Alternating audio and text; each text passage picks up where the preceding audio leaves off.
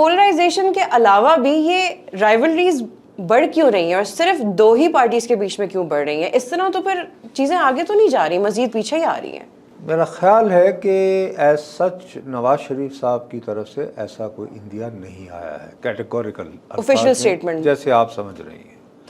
وہ تو اس وقت خود جو ہیں وہ تو بالکل ایک سیاست سے کنارہ کشی اختیار کیے ہوئے، وہ تو ایک اور ٹینجنٹ پہ ہیں.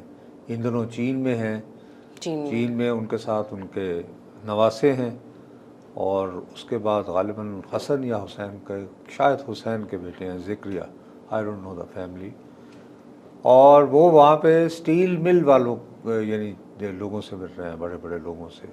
It is not an official visit.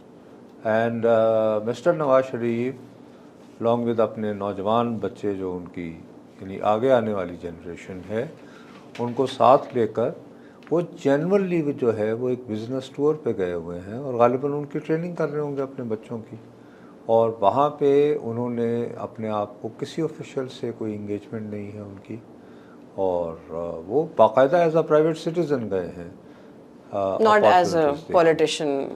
تو سوال یہ ہے کہ پاکستان کا 3 بار وزیر اعظم رہا شخص جو ہے وہ چین جیسے ملک جاتا ہے ایز پرائیویٹ سٹیزن.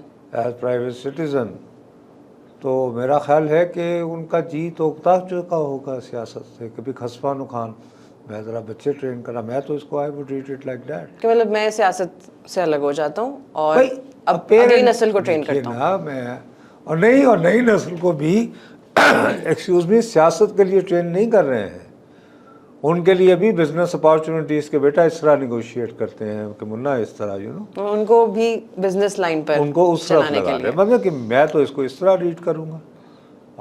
تو اب اس کے بعد میں نے آج، ویسے تو خبروں کی بات ہے تو میں نے آج پڑھا ہے کہ جی انہوں نے چین سے رانا ثناء اللہ صاحب کو ٹیلی فون بھی کیا تھا، اور شاید اس کی وجہ سے کوئی میٹنگ بھی ہوگی، آئی ڈونٹ نو. یعنی کہ لیکن جو کنڈکٹ ہے اس کنڈکٹ میں مثلا یہ کہ ورنہ وہ یہاں تھے تو دیکھیے 2 اہم پولیٹیکل ڈیولپمنٹس ہوئی ہیں.